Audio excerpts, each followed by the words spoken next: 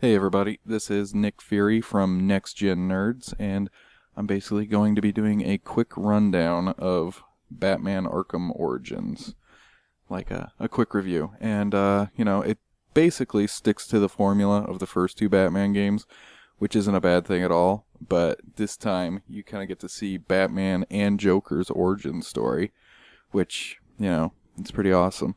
But, yeah, so it takes place on Christmas Eve, and basically Black Mass puts a hit on Batman, which draws in like 8 of DC's deadliest assassins. And really, what's good about this game and all the other games is just the amount of characters that you get to see. But it's even better in this one because the last two, you heard about a lot of characters, or you got a little nuance here, Easter egg there.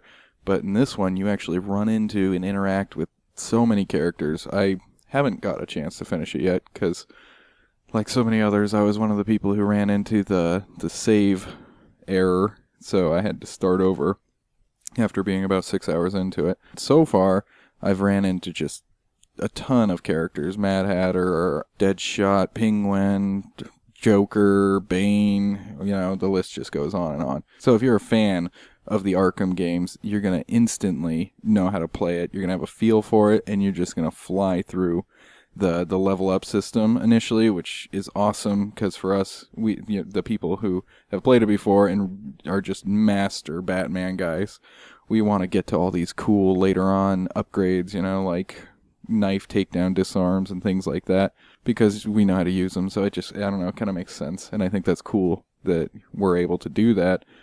And they've added in some new enemies, which, you have to use these different techniques to take them down, which makes when you run through 20 dudes and don't get hit once and you get a huge combo bonus, it's just, yeah, there's just not a game that can beat how rewarding that is when you get that flawless free flow bonus. Like the other two, it just makes you feel like Batman. Only a few other games that just make you feel completely badass, and this is one of them. A few more upgrades that come with it are the leveling system, like I said. There's actually a tech tree now, kind of, so you have to pick and choose to later on get what you really want. Oh, and another upgrade that I think is awesome, and it was just, I couldn't believe it when it happened, because I literally was like, oh, in excitement when it happened, but now you interact with the environment that you're fighting in a lot more. So you can either bounce a dude's head off a wall or like use the railing when you counter to like dodge the guy and then take him down. Those moments really pull you into the game and the level more instead of just like, oh, we're fighting in this box. Obviously, the voice acting, top notch. You got Robert Craig Smith. He's done Assassin's Creed as Ezio, Resident Evil 6 and Revelations as Chris. He does Batman, and I think he just does an awesome job of kind of sounding like a young Kevin Conroy, who's the voice actor from the first two. You have Troy Baker, who's probably the most famous voice actor out there right now. Last of Us, BioShock. He's just done basically every big game out there. He's in it in one way or another.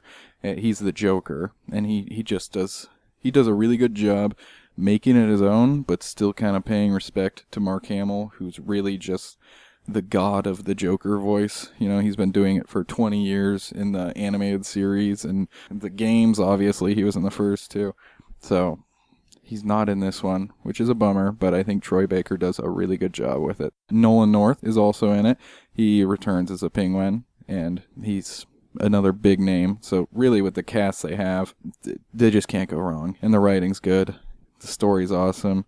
The multiplayer, a quick note about it, it was just fun. Simple fun. It's not too complicated.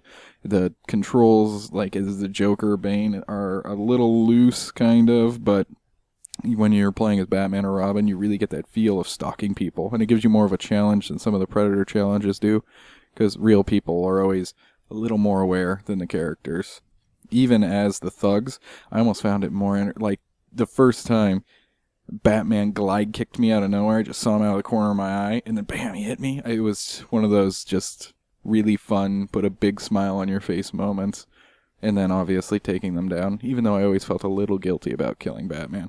Just a couple bad things about it. A little issue with the cape. Like, I don't know, I felt in Arkham City they had the cape like perfect. It never really ran through people or walls or anything like that. And in this one, I've seen it like zip through an enemy or through Batman or an edge or something like that. And I think it took a step backwards, but that's like me nitpicking. And then the corrupt save, which I said earlier, which really sucks, but it's so good. It's not a huge deal to play through it again, in my opinion. But other than those two issues, I have nothing bad to say about this game. I love the series. I feel like it lives up to the previous two.